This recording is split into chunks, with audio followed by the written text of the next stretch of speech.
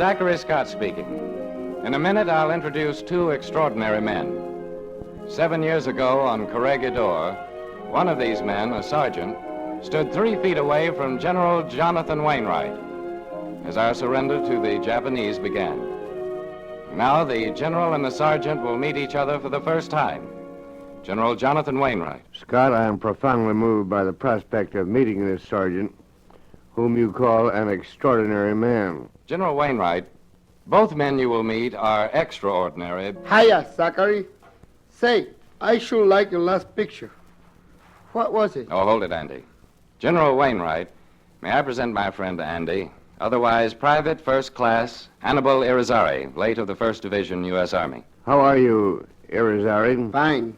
Thank you, General. Andy, as a native American citizen born in Puerto Rico, you were wounded in the head, in the shoulders, and you were dropped finally in North Africa by point-blank machine gun fire. Oh, excuse me, sir. Hi, McQueenie. Hope I'm not late, Zachary. Right on the button, Mac. Oh, General Wainwright, may I present Lawrence McQueenie, otherwise Staff Sergeant Lawrence McQueenie, who served under you in the Philippines. McQueenie, you were on Corregidor? Sir, I was standing about 3 feet from you in the tunnel when you started outside to surrender to the Japanese. Yes, sir. Oh, General Jonathan Wainwright, Sergeant Lawrence McQueenie, you didn't know each other on Corregidor, even though you were standing only 3 feet apart. Now, 7 years later, you meet for the first time. You're brought together in a common cause because you shared a common fate. Sergeant McQueenie, what happened to you after I walked out of Melita Tunnel on Corregidor 7 years ago? Well, sir, I just stood there for a minute watching you go out. Oh, now, wait a minute. I see a bull session coming on. Let's all sit down. General, will you take this chair, sir? Thank you, Scott. How's everybody comfortable? Oh, excuse me, Mac. You and Andy don't know each other. Believe not. Hi, Andy. Okay, Mac. Can kick. Andy, wasn't there a time when you actually couldn't kick? What's the gag about not kicking? Well, Andy took a machine gun burst in both legs at 40 feet. But not before he had taken 2 machine gun nests single-handed. Andy, you're married, aren't you? Oh, sure. To Elena, my wife, on December 21st, 1946. Any children yet? We hope for children. Someday. And I suppose you're saving your DSC for your first son. A DSC? No doubt that was for the 2 German machine guns. Yes, sir, General Wainwright. It was an accident, though. Well, that's not what the citation said, Andy. Well, Zachary, it was an accident that we dug in at night on the wrong side of a hill. A hill in North Africa near Oran. When the sun comes up, we are on the side of the hill towards the crowds. They pin us down with 2 machine guns. I do not enjoy being pinned down. I like to move around. If I get shot, I want to get shot doing something. Also, I have no breakfast, and I see orange trees by the crowd machine guns. Oh, Andy, you volunteered to get the German machine guns, didn't you? For breakfast, I like oranges. So does the company 8-ball. The what? You know, the satsack. So we start off together. Andy, did you get your orange juice? Oh, sure. The German sentry doesn't want us to have it, but we argue him out of it, the 8-ball and I. So we keep on after crowd machine guns. The 8-ball gets shot, but not too bad. I fix him, and I go on. All right, Andy. Now you're alone. Not alone. I have 3 hand grenades and 1 automatic rifle. I keep on under cover till I can pitch a hand grenade in first machine gun nest. All of the crew are killed but 3. I bring these 3 back to the 8-ball, who is a fine soldier. He says, Andy, go on. I will guard the prisoners. You did go back, Andy. Up the hill. After the 2nd German machine gun. Well, that's what the citation says. The cover wasn't any good. But you got close, Andy. 35 yards. You opened fire with your automatic rifle. Some Germans died. 5 others you took prisoner. Back to the 8-ball. Then you got it yourself. What happened, Andy? Well, I hear a sound. I turn around quick. 2 more crowds sneak up with machine gun. They open fire. I make a mistake. I kill the ammunition feeder first. I should kill the gunner first. I kill him second. But my legs wouldn't hold me up. My left leg, the calf, feels funny. My right, the knee. Andy, show us your right leg.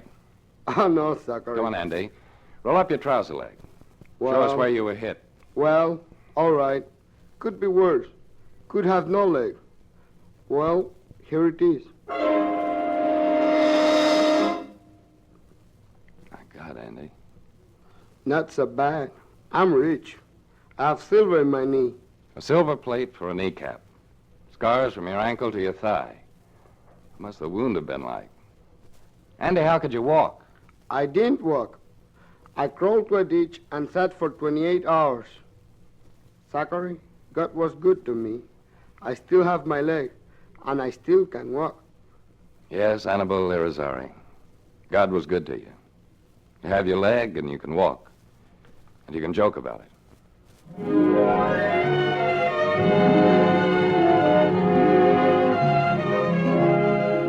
This is Zachary Scott speaking. We're just having a bull session. Lawrence McQueenie, Andy Irizarry, and I, and General Jonathan Wainwright is our honored guest. You married, Mac? No, but I have a girlfriend. I'll bet you have. Blue Irish eyes, wavy black hair. What do you weigh, Mac? About 210. You're about, what, 6'1", maybe? Yes, I'm 28 years old. Well, you look fine. Yeah, Zachary, I feel fine. And yet you're officially listed as 100% disabled. I can still work. I'm in training now. Mac, why are you 100% disabled? Oh, 3 years or more in a DAV prison camp, I suppose. You weigh about 210 now. How far down did you get? Well, sir, once they told me I weighed 118. From 210 down to 118? Mac, did the Japs mistreat you?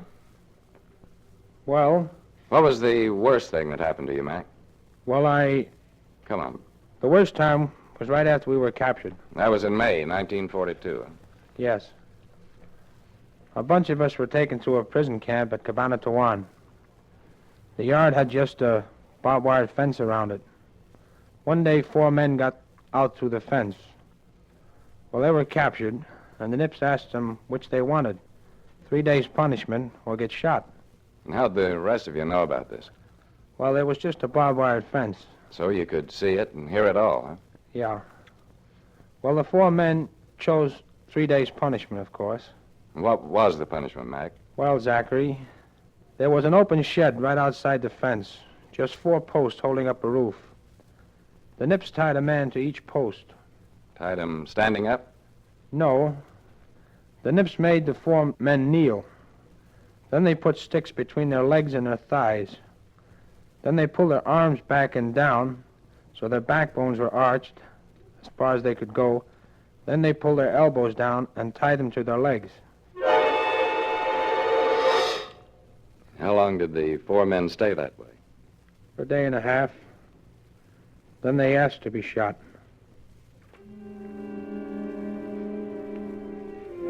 Go on, Mac. Then the Nips untied the 4 men. When they could stand up, the Nips gave them shovels and made them dig their own graves. Then the 4 men stood in their own graves, and the Nips shot them. Did you see it, Mac? Nobody watched. After the graves were dug, we only heard the volleys. Then there were 4 single shots. The shot through the head to make sure. You know.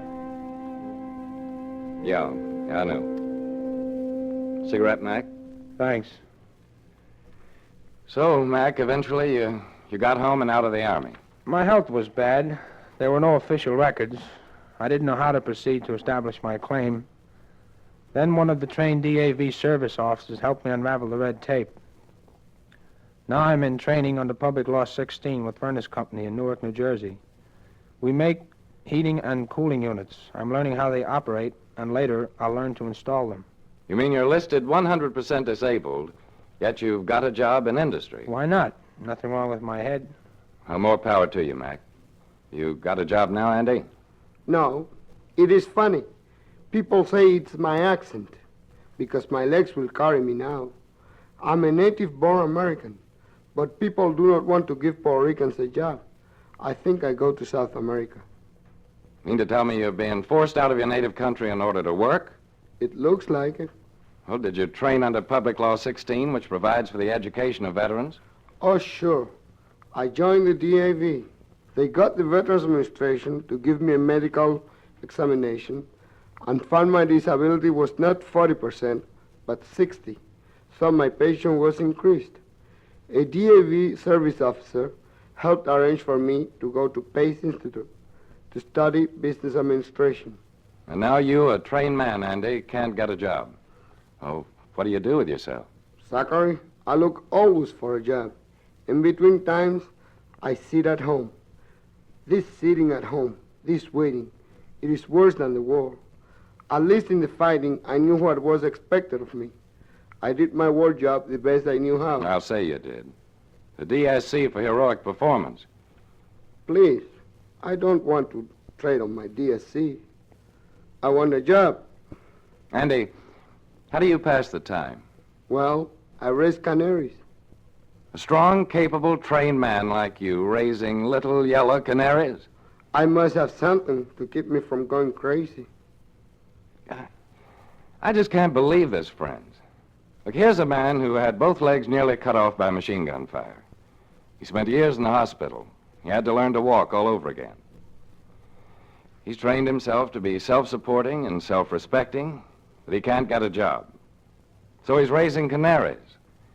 Now he's thinking of going to South America to find work. Look, this just can't happen.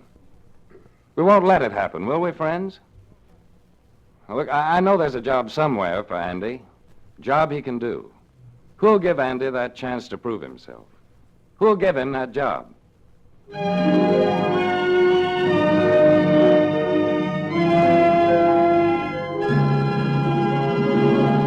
Now, here is General Jonathan Wainwright, National Commander of the Disabled American Veterans. Employers have found that when properly placed, handicapped veterans are not handicapped at all in the performance of their jobs. Surveys show that disabled veterans have less absenteeism than able-bodied persons doing the same job, and so are more productive. Mr. Employer, you can help your country and help yourself by giving the disabled veteran a chance to prove himself, a chance to do a real job. Thank you, General Wainwright. Friends, this is Zachary Scott asking you to send in today your contribution to the DAV Service Foundation, which through the Disabled American Veterans extends a helping hand to the handicapped veteran to help him help himself. The DAV sees that he gets needed medical treatment, needed vocational training to become self-supporting, and helps him to find a job, and at the same time takes a burden off the taxpayer's back. The DAV maintains 350 full-time, trained, expert service officers who give this free assistance to disabled war veterans. The DAV needs the generous and continued financial support of the public. This is Zachary Scott asking you all to help Andy and Mac and all the others by sending in a generous contribution to the DAV, Box 100, New York City. I repeat that, DAV, Box 100, New York City.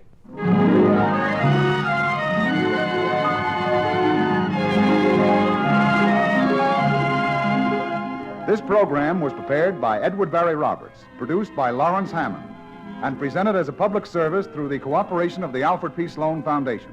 Original music composed and conducted by Lloyd Schaefer.